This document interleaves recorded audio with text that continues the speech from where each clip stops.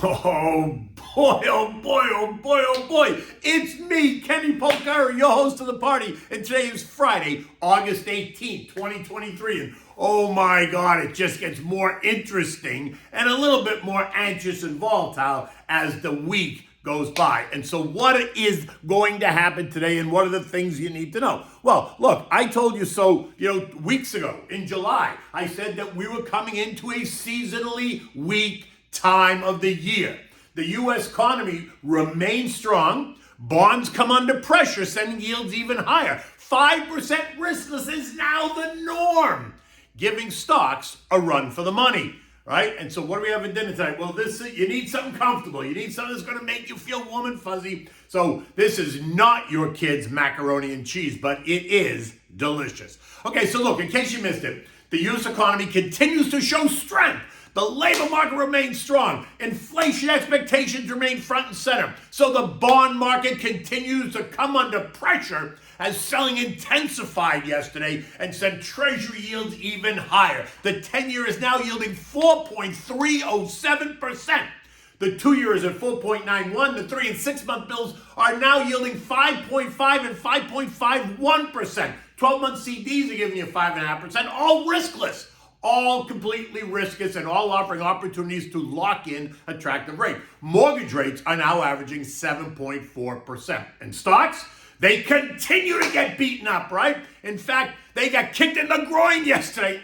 Ouch. As morning turned to afternoon and the selling intensified by 4 p.m., all the indexes go whack. The Dow down 290 points or 0.8. The S&P gave up 34 points or 0.8. The Nasdaq down 158 points or 1.2%. The Russell lost 22 points or 1.1%. And the transports gave up 165 points or just over 1%. Investors, traders, and algos suddenly now recognizing that 19 times forward earnings in a rising rate environment might not be what the doctor ordered. The Dow is now down 3.25%. The S&P is off 5.1%. The Nasdaq and Russell both off 7.6%.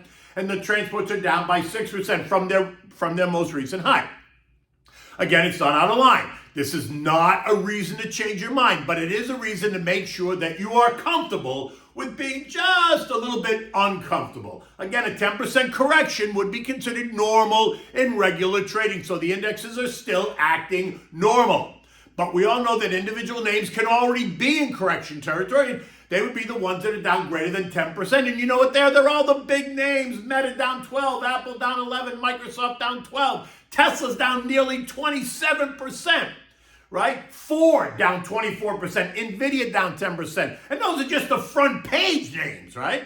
Now look, what did I tell you in July? I told you we were entering a usually weak time of the year, seasonally weak. I defined it by saying I expected it to be August, September, and into October.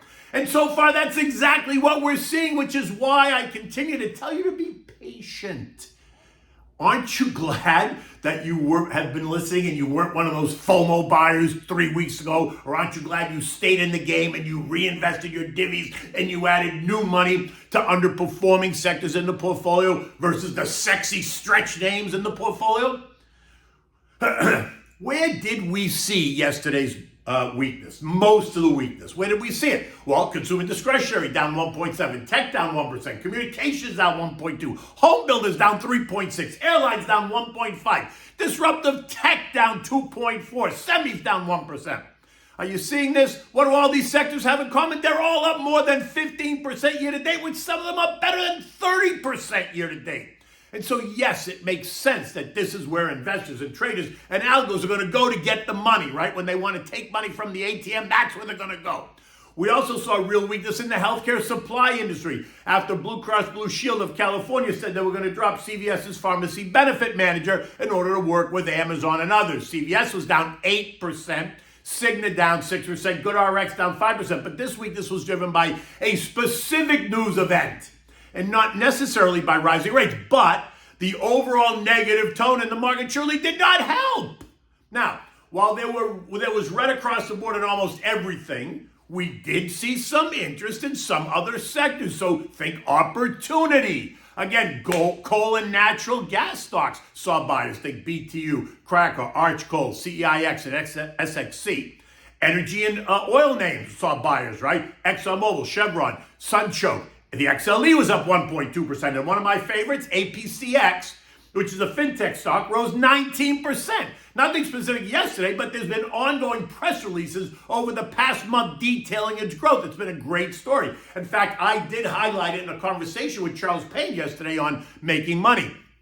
He also highlighted my first hoopty, which brought me back to 1977. You can find it on my, I posted the link on my Twitter, and on my LinkedIn, you can also find it on the Fox Business Channel. It was really great. Now look, analysts, strategists, and some economists are sharpening their calculators and adjusting equity models to reflect the rising interest rates as well as higher rates for longer. The idea that the Fed is ready to cut rates has now been taken out of the model for now. Although our friends at Goldman do think that they're going to cut rates in April of 24, which is just 7 months from now. But to be fair, it is an election year, so maybe that's what they're counting on. But it makes zero sense to me. I mean, look, the Fed is still in raise mode, and we're already almost in September. And then once they finish raising, they're going to be in hold mode. So in my opinion, an April cut ain't happening. Unless, of course, the bottom falls completely out. And that doesn't appear to be happening either. But if it does, trust me, it's going to get ugly. Now, we know that the Fed always goes too far, right? To the left and then to the right. They did it with low rates, well beyond what they should have, but JJ was positioning himself for reappointment. So he needed to keep rates at zero to satisfy Lizzie Warren, Bernie Sanders, and Joey's economic team. Even as inflation surged to 9.4%, telling us not to worry, we got it. And now many believe that he's going to do it on the other end, right? They're going to continue to raise rates until they break the system. Although JJ doesn't think he's going to break it. How's that working? Now, futures this morning are down again. Dow futures down 43, SP's down 7, NASDAQ down 45, and the Russell down 1. Now, look, don't be surprised to see us try to bounce, but then back off again today as we move into the end of the day and the end of the week. They pummeled stocks into the bell on Wednesday and then again yesterday. Today is Friday. The weekend is coming. My sense is that we might see this type of action again today, right? Where they try to rally them early, and when it fails, then they just unload them into the closing bell. But if they do rally them today, then watch what happens next week. Next week brings us a lot of economic data, as well as the annual retreat at Jackson Hole that features central bankers from around the world. JJ is set to speak on Friday morning, so expect all kinds of speculation all week about what he's going to say, how he's going to say it, what he means both on the face of it, as well as what he means if you read between the lines. After Wednesday's FOMC minutes, I don't see how he can change the narrative at all. I don't see how he can say we're done raising rates and we can expect us to cut rates early next year. I don't see how he can say it. So I don't think it's happening. And so therefore, that's the position I have, right? On the economic front, we're going to get a lot of data. We're going to get Philly Fed Services activity, defined as non-manufacturing, right? Existing home sales that are expected to be down 0.2%. I think they're going to be worse. Richmond Fed Manufacturing Index, Richmond Fed Business Conditions Index, the S&P U.S. Manufacturing and Services PMIs. New home sales expected to be up 1.4%. Remember, home builders have a way of enticing and accommodating new home buyers, right? They give them away free upgrades, upgraded kitchen cabinets, upgraded tile, upgraded this, that, and the other thing, right? They can also give them better mortgage rates, something that existing home buyers don't get. Look for the Chicago Fed activity, the Kansas City Fed Manufacturing, and the Kansas City Fed Services activity. So there's plenty of eco data on the table.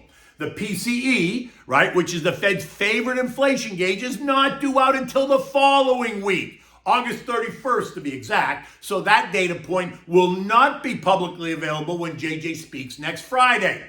But he knows how it's trending. I mean, you don't really think it's a total surprise, do you?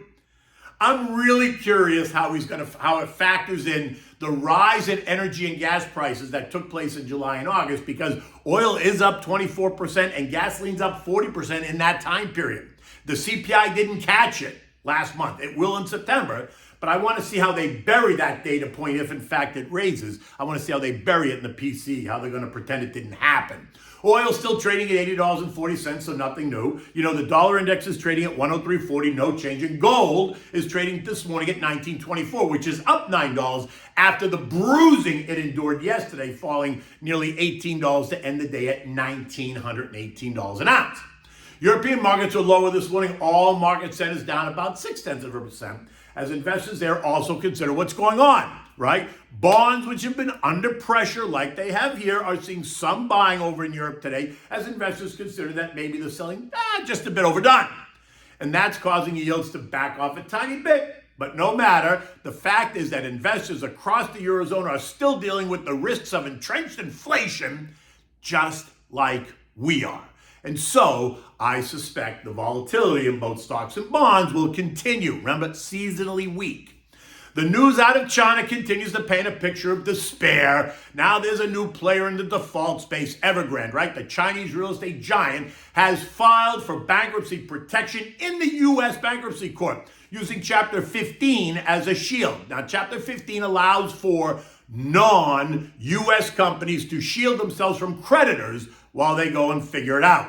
Hong Kong down 2%, China down 1.2%, Japan down 0.5%, South Korea down 0.8%, and Taiwan down 0.6%. Australia is the only one who bucked the trend, and they ended flat, so that was a win for the Australians. The S&P ended the day at 4370, down 34 points. We breached short-term support, remember, earlier this week, I told you that yesterday, which leaves us now in the 42.90, 44.50 trading range, right? Which is intermediate support of 42.90 and short-term resistance out 44.50. Now, to be clear, every one of the indexes has now breached the short-term support, so that now becomes resistance, and all remain in the lower trading range defined now by intermediate support and now the short-term resistance. So it's a lower range. We want to see them test intermediate support and hold. We want to see them shake the branches a bit to see who falls out. So for the Dow, that would mean we'd have to test down as 34,000. The S&P would 4290, the Nasdaq's at 13,055, the Russell would be 1840, and the transports would be 14,850. Again, do not make emotional decisions.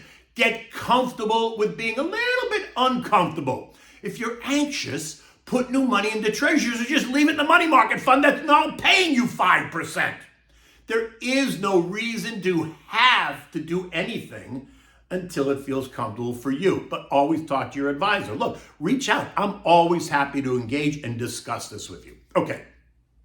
So now we need something comfortable for dinner. We need something that makes you feel warm and fuzzy. So in anxious times like this, we need comfort food, right? Something I said that makes you feel all nice and cozy, right? And what's better than a giant plate of mac and cheese? And this is not your kids' mac and cheese. Okay, so for this you need 2 cups of whole milk, 3.5 cups of water, 1 pound of elbow macaroni, 8 ounces of American cheese shredded. You need butter, you need a teaspoon of Dijon mustard, you need 7 ounces of Gruyere shredded cheese, you need 2/3 cups of breadcrumbs, or a cup of breadcrumbs, whatever. You need olive oil, you need salt and pepper, fresh grated Parmigiana cheese, right? You want to turn your oven to broil so that it's ready for when you need it, right? Just turn it this way, it's ready, you don't have to worry about it. It'll be nice and hot when you need it. Now you're gonna bring a pot of the salted water and milk to a boil, the measurements I gave you. Add the elbow macaroni and reduce the heat to medium and cook it for just 6 minutes, right? You don't want to overcook it, you want it to be a little bit al dente, right? The pasta should suck up all the water and the milk. If it doesn't, you use too much, just strain a little bit. And if it does suck it all up, you can always add a little bit more just to keep it moist. When it's cooked, you're gonna add, don't strain it because it should suck it all up. Add the shredded cheese and the mustard. Stir it constantly until the cheese all melts, right? Should be a couple of minutes, whatever. Then take it off the heat and now add in the shredded Gruyere. Mix that to distribute it all around, and then take the whole thing and put it in a buttered Pyrex dish. Then just cover it for 1 minute. In the meantime, now take your breadcrumbs, put them in a frying pan, add a dollop of butter. Cook them over the medium heat until the butter melts and the breadcrumbs are all nice and moist. Take it off the heat and add the fresh grated Parmigiana cheese to the breadcrumbs. Now spread the breadcrumbs over the top of the mac and cheese and then place it under the broiler in the middle rack. just long enough to toast the breadcrumbs. It's not very long. Don't go anywhere. Remove it and serve it. Now, go back to the macaroni, transfer it to a serving platter, and sprinkle it with more toasted breadcrumbs if you want. If not, just serve it, let everyone enjoy it. It's going to make you feel all warm and cozy inside. It's perfect. Anyway, look, it's Friday. It's going to be a good day today. It is hot and humid outside, but it's going to be a good day. Yesterday we had these sudden rainstorms that whipped up through wind and rain. It was like, I wasn't sure what was happening, but it is summer in Florida, and that's what happens. In any event, until Monday, take good care.